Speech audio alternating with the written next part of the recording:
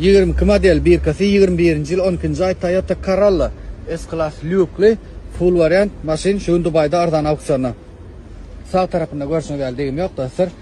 İdim arasacı.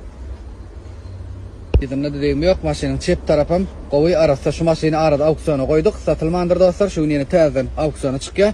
Siz için yürüyüp koyup geçerliydik. Maşinin deyimi şeylerek önünden olan dostlar.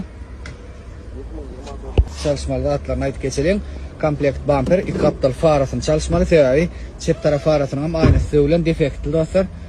Kapağının defekti var ne şeyler görmeli. Bu farada da defekt var dostlar. Aynası dövülen. Probek 62.000 mil geçen.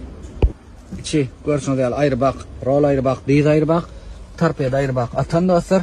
Ve içinde adam oturan olmalı yoksa ütköşk udar degim yok. Ulu monitor çıkıp duran monitorlu. Maşin start stop full variant gerekli fonksiyaları var. Sizden yani dizaynı workout geçelim dostlar. Katı ovadan ütköşk mata. Yani bellek geçtik. S-Class full variant Luke'li Corolla. Kandigim yağdan şu yerden görüp bağırıp bilirsiniz 21. yıl 12. ay. Maşının ilk salondan workout geçelim dostlar.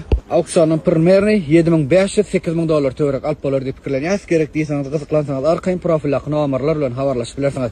Ýatyp geçelim. 2020 yıl model 21 yıl 12. ay Toyota Corolla S-Class Luke'li 1.8 motorly maşin şuň ardan auksyonda.